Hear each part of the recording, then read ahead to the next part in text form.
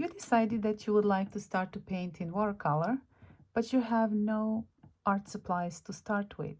So you decided to go to art supply store and get some, and you are greeted with overwhelming number of choices, and you have no idea what to buy. If that's your case, then this video is for you. I intended to make this video for absolute beginners, for somebody who doesn't have any art supplies and would like to start painting in watercolor. So let's get started. Hi, my name is Lela and welcome to another Paint and Draw Together video. Today we are going to talk about watercolor art supplies for absolute beginners. And I mean truly absolute beginners. And preferably beginners who have no art supplies at home, so that you can just start fresh. If you already have some, it doesn't mean that you need to go and buy all what I'm recommending today. Probably what you already have is good enough, but if you are one of those who would like to give it a try and has nothing at home, then hopefully this would be helpful and give you some guidance to get started. So let's start with basics. You would need something to draw. So if you don't have HB pencil and eraser at home, get one. In addition to classical school supplies for those two, you would likely need one of those, which is called kneaded eraser. It comes in square form like this, and you can shape it as you like, and then take extra graphite very gently without damaging watercolor paper, which is very, very helpful. The next is paper. There is huge debate what paper to buy and what paper not to buy if you're an absolute beginner. Good number of artists will advocate rightfully for buying artist quality cotton sized and buffed and protected watercolor paper so that you get the best effect and the most encouragement while you're learning, because all techniques which you're going to try would certainly work much better on the paper which is artist quality than they would on the paper which is not. However, artist quality paper can get quite pricey, and if you're just starting, you can spend quite a bit of money trying and getting disappointed along the way, and then eventually giving up. Considering all of that, and also considering that some artists would like to stay at home and paint, and the others would like to be artists on the go. Their lifestyle is different and they would like to be more adventurous, travel, climb mountains, and then take watercolor supplies with them or visit various places, museums, tourist areas, and capture their everyday's life in their travel book. That would dictate different kind of supplies. So considering both of those, I will cover both and hopefully you will find something in it for you. So let's start with a new artist who would spend majority of her time painting at home or in classroom or in the area which is not out and about, which gives luxury of being in quite confined space with nice lighting and table and everything handy so that you can certainly relax and paint in those comfortable conditions, which wouldn't be the case outside. In that case, if we are talking about watercolor paper, if I'm to start, I would have probably got two kinds of paper. And let's start with the practice paper. Here what I have is mixed media pad, which is Canson XL. The size is 7 by 10 inches and it has generous amount of sheets, 60 of them. It is 160 GSM 98 pounds, which is medium thickness. But what we actually gain by buying one of those is a lot of paper, which is not artist quality. It's not cotton. It is wood pulp paper. However, it will allow us to practice, to do all kinds of swatches and tests and play around so that we do not feel guilty while we are spending time, paper, paint, and simply improving our brush strokes. That is, in my opinion, essential to have. It is not expensive compared to artist quality paper, but it is absolute must because that's your playground.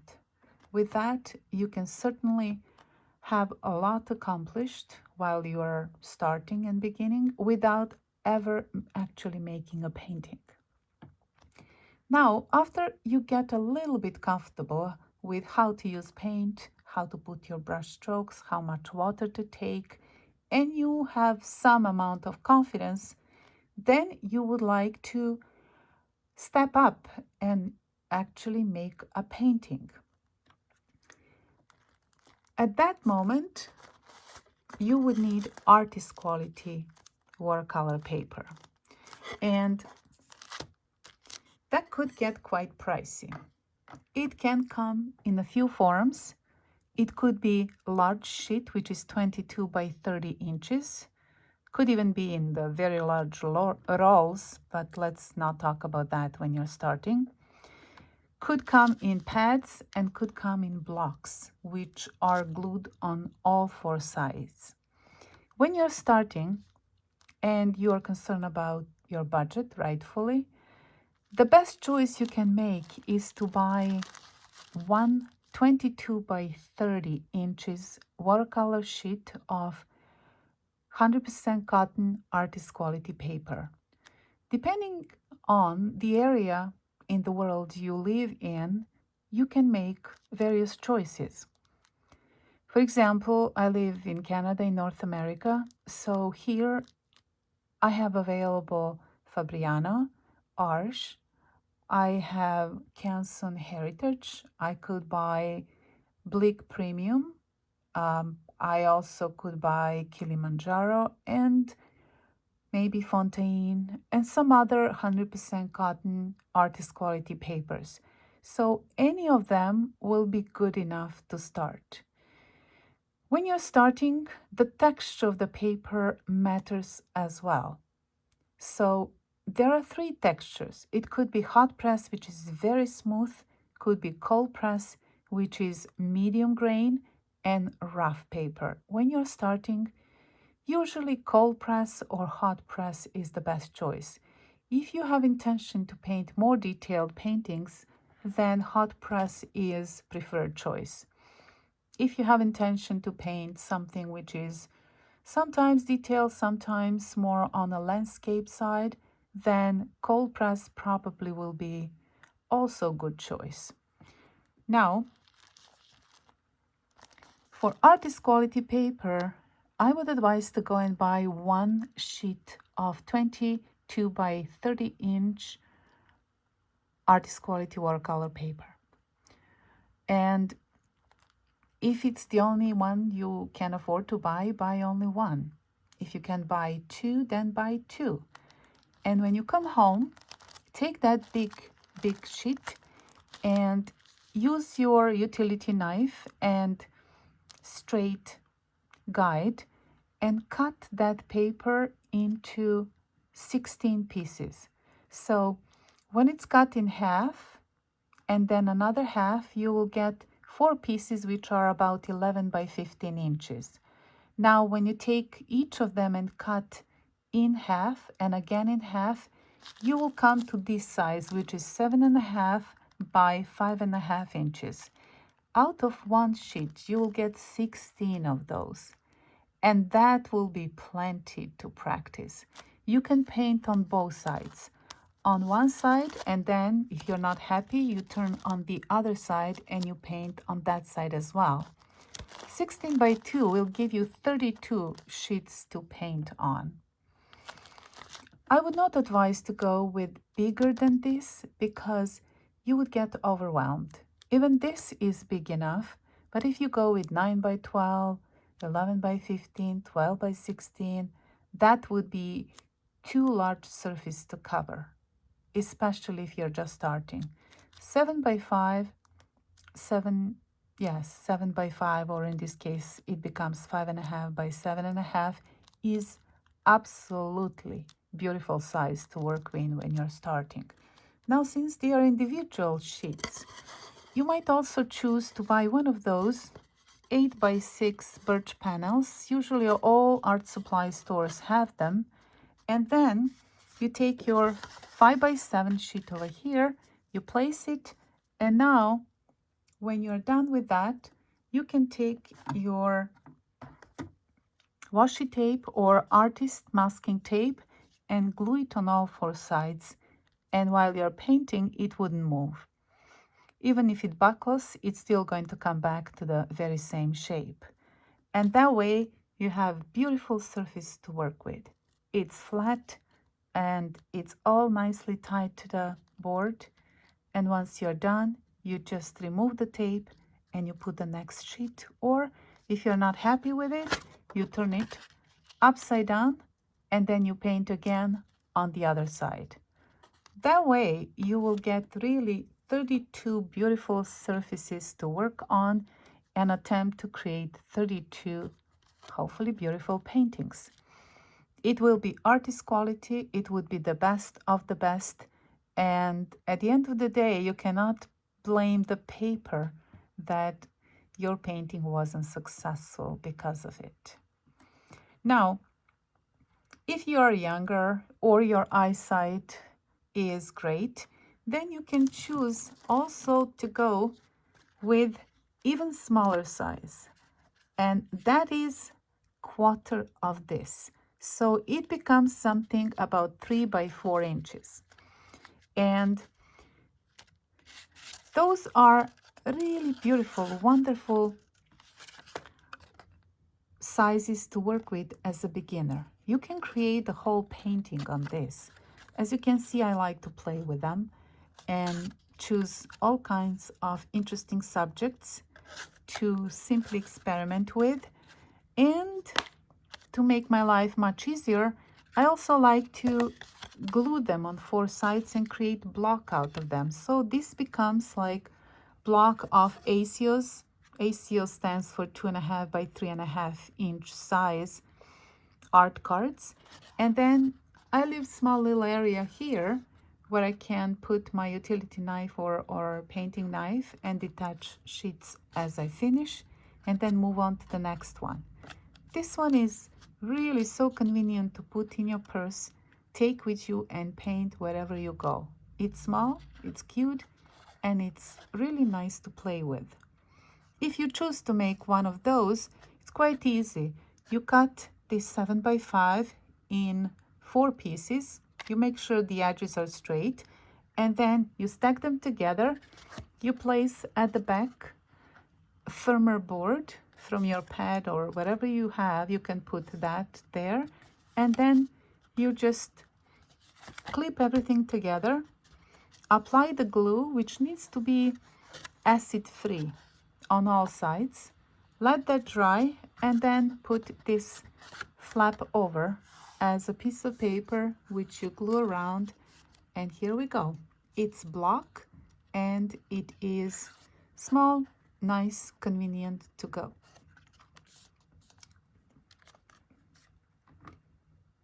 Now, if you are in a situation where you would be usually painting on the go, on the plane, on the train, on vacations, when you go and travel, then you might choose to actually buy a watercolor journal or sketchbook. And you can go with something like this, which is 100% cotton. And this brand here is Potentate, which is available on Amazon. and has 24 sheets of excellent quality watercolor paper. It's 100% cotton, it's beautifully sized, and as you can see, you can accomplish great amount of details with large number of washes without having that paper giving you any hard time. It's just beautiful paper to work with. So you can have something like that, which is cotton paper, and it's not really that expensive. I know expensive is relative, but compared to others here, this is probably one of the most affordable ones. Or you can choose something which isn't cotton, like this, Stillman and Byrne Alpha series. Isn't even 300 GSM, it's 150 GSM. But the paper is actually nice. It does perform well. You can go and paint relatively good paintings in it, and that way you will have quite large number of sheets to work with here. I think it's 48. If you multiply that with 2 sides, you get 96 of them. By the time you finish sketchbook like this, you will already probably be mastering watercolor painting. Now, the next is brushes. When it comes to brushes, those would certainly be sufficient to start painting. One small round, one medium round, and one larger round, or in this case, it's squirrel hair brush, which can actually absorb and hold larger quantity of water, which will be great for washes. And they will be usually water washes, while those will be used to deposit color on the paper. And for the square ones, I like to use one which has a little bit firmer hairs, usually synthetic, just so I can make soft edges and remove paint where I need to remove it. And one larger one, again for a larger, usually water washes, and this one might be even too large for 7x5. You can opt to buy something which is much smaller.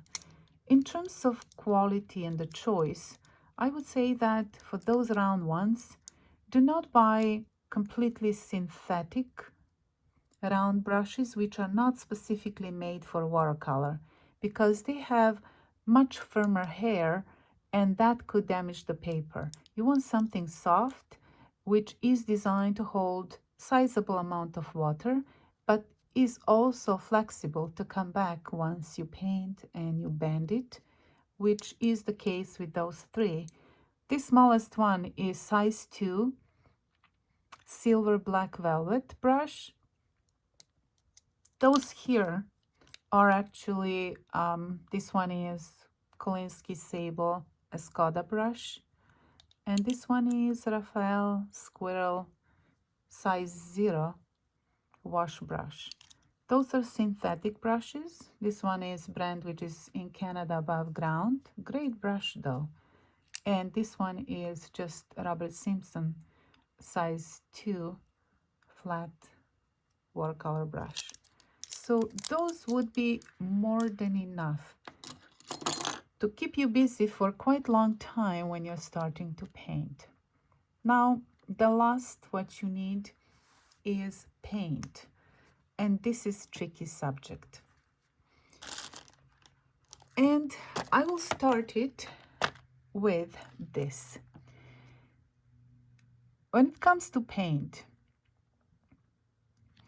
if you have a paint which is not really highly pigmented, which doesn't flow well, which has powdery coating and fillings inside, you are setting yourself for quite a rough beginning, because you would not be able to accomplish the color hue, the mixing properties, the luminosity and depth in your watercolors, which otherwise you would be able to.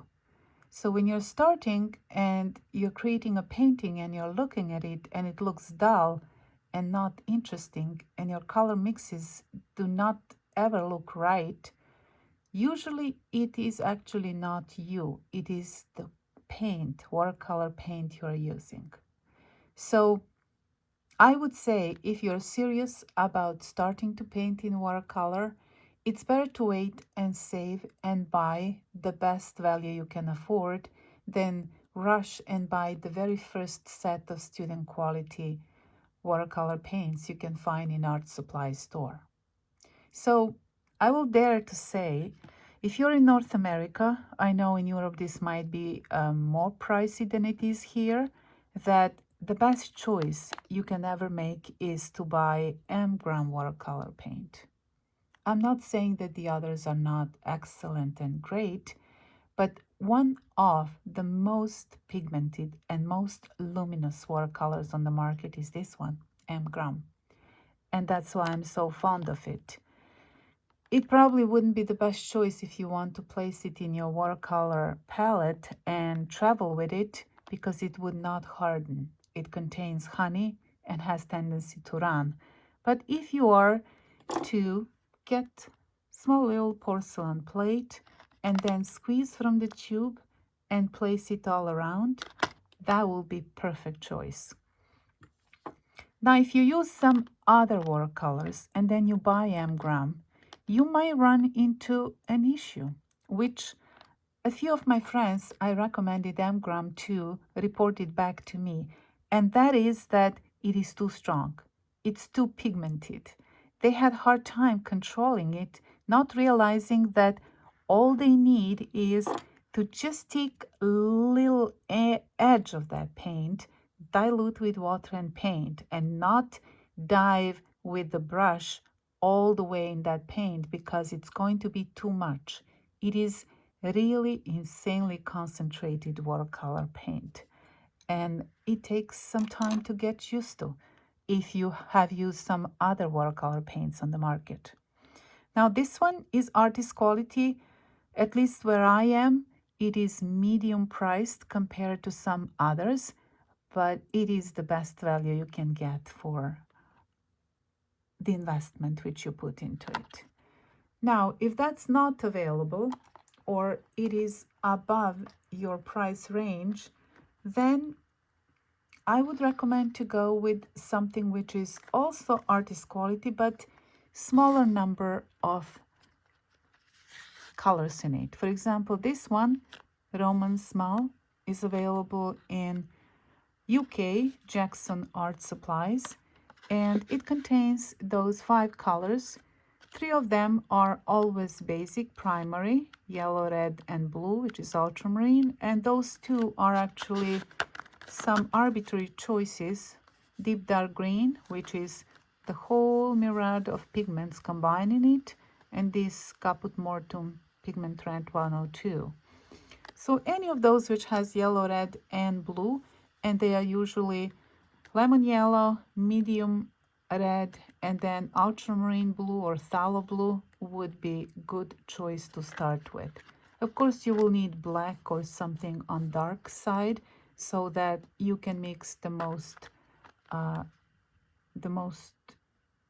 hues which you would like to use in your paintings. Now the next choice, which is okay, it's not really the highest pigmented paint out there, but it's okay, and price-wise it's acceptable, is Sennelier French artist watercolor. And this set of 5 10 milliliter tubes, it's again good beginner set. It has yellow, red, blue, and then it has one of the colors which is reminder of burnt sienna, and then Payne's gray. So this would be good set to play with, even though you wouldn't be able to mix any of the pink and violet hues with this set. It's just not capable of doing that. Now, if you consider this too pricey, then the next, which is the best student quality paint out there, would be this, which is Van Gogh. This is pretty good student quality paint, I would say, and it is significantly better than Cotman. So Winston & Newton has artist and has student range of watercolors, And those here, for example, are student range, which I would not recommend to buy. They are 12, they are okay, but they are not really good, even if you're starting, because you would probably be able to paint light hues, but as soon as you cross half on the value scale and you try to create deep darks and saturated paints, you wouldn't be able to.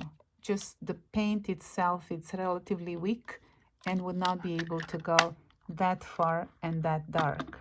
This is another of those Cotman sets. Again, it's not able to go that far. That's why I wouldn't recommend that.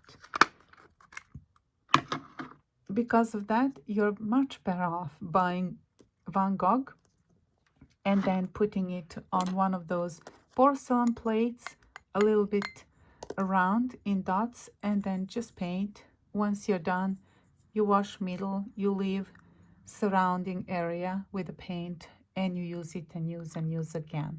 And that would be the most economical choice you can possibly make. Now, if you would like to pamper yourself, that's a different story. And for example, this is the set you would see me using in the videos, which I bought because I like the shape and it fits beautifully in the camera window, which is Schminke Horadam 12 half pen sets. Is it better than Amgram? No, it's not. Amgram is the most pigmented and vibrant watercolor I know of, but it's extremely convenient and it's really beautiful watercolor. It has nice hues. The choice is pretty good. It will allow you to paint majority of the subjects you would like to paint. So it's really good set to buy and have, and it's quite portable. You can easily pack this and go on vacation or on your trip and next adventure and have everything you need to paint in watercolor. So hopefully you found this informative, and if you are inspired to start painting in watercolor, hopefully you are, because it's really wonderful medium to learn to master, which will certainly improve your life in many different ways.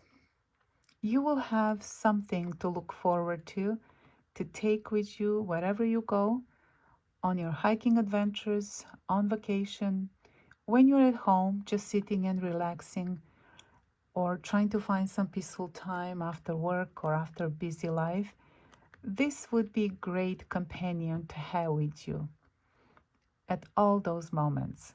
So I hope you would benefit from listening and watching this video and get the knowledge which will equip you well when you go in art supply store and try to get your very first watercolor supplies. In the upcoming videos, I will be talking how to use them. I will try to make it very beginner friendly and really cover absolute basics. How to pick the paint, how to put it on the paper, how much water, what to pay attention to, what kind of problems you can run into, and so on. Thank you for watching and have a great day.